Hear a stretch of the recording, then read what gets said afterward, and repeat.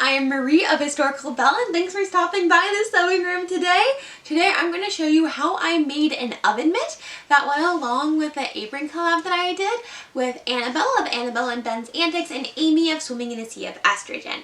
We sent each other aprons for Christmas and, well, because a variety of things, mainly the Australian Postal Service, not being able to sort through their packages in time.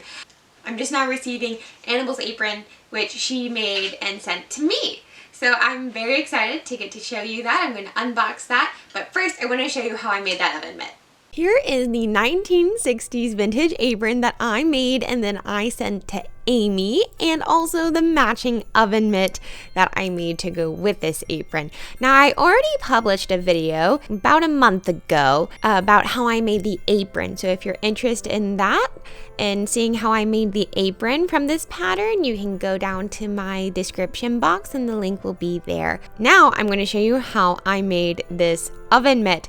Now, I was a little concerned because I was like, it looks really easy, but is it going to be harder somehow? I'm not sure. But no, it was actually super duper easy, and it is a great way to amplify an already great gift. If you're already going to make an apron, you're going to have a little bit of extra fabric. Make an oven mitt so that you have a matching oven mitt and apron. It's so cute. So first of all, just cut out that little scrap of fabric using your pattern, and then cut out some quilting batting because you don't want to get burned. I used 4 layers of quilting batting so that there will be 2 on the front and 2 on the back for when I am quilting the outside of my oven mitt. I'm going to use more later, but for right now we have the fabric and then 2 layers on each side of our oven mitt of quilting batting. Quilting is defined as joining together layers of fabric or padding with lines of stitching to form a warm bed covering or garment or for decorative effect. Well, this time I'm definitely doing it for decorative effect and also to help, people not get burned while using this oven mitt. I decided to go with a very traditional diamond quilting pattern, and I'm using my quilting ruler here to help me get the perfect lines to make sure everything looks perfect and mirrored and just everything. So I used my quilting ruler to help me create lines 1 inch apart going left and then going right to create diamonds. I then marked where those lines are with a water-soluble marker, and then I stitched those lines down with the help of my sewing machine. Of course, I am stitching through all 3 layers here to create that quilting effect.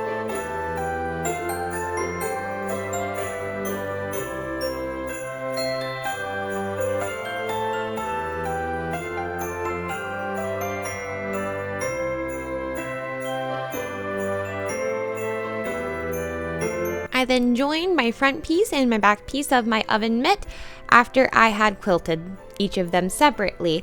I pinned them together, leaving an opening at the bottom, and then stitched it around with my sewing machine.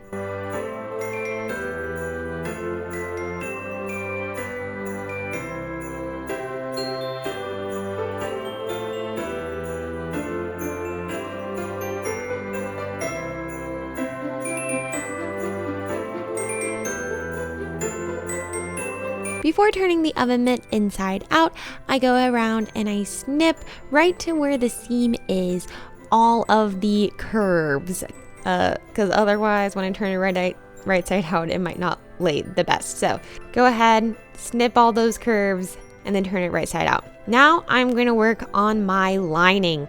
So I realized once I quilted the front and the back piece, the quilt lining just smooshed right down. It didn't feel like it was going to it didn't feel quite fluffy enough to absorb all of the heat of someone pulling a cookie tray out of the oven. So I went ahead and I did a whole nother lining that I did not quilt. So it was nice and fluffy, trap all that heat, protect the hand even more, and then a regular lining just out of some white cotton that I had. And I cut those out, sewed those together, and then inserted them into the oven mitt that I already had created and quilted, just for some extra protection. I left the bottom of everything open, and now I have to zip that up. To do that, I went around and I folded the raw edges inside onto themselves and pinned it.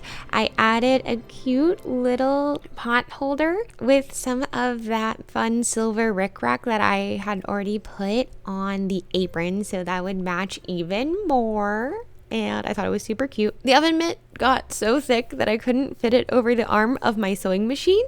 So I decided to hand sew the lining in, and I used a nice little hem stitch. And honestly, it looked so nice because then I don't have like an icky line of stitching messing up my quilting.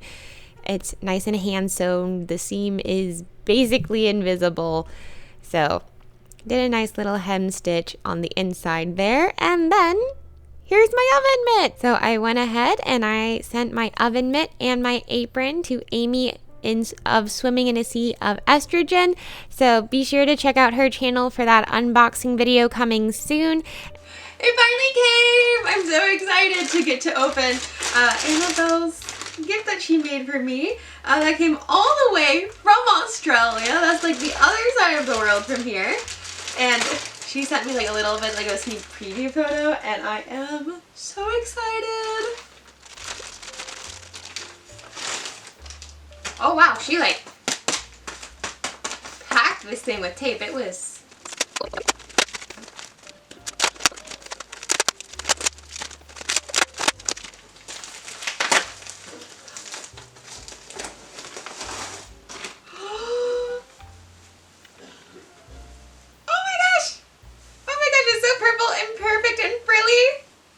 Oh my gosh, oh my gosh, oh my gosh, oh my gosh. Okay, here we are, here we are. Oh my gosh, let's go try it on. Oh my gosh, this is so cute. It is so purple, and I love this little purple ruffle on the edges, and look at this little pocket. Oh my gosh, it's so cute. Thank you so much, Annabelle. This is adorable. This is going to be so perfect for all of my baking.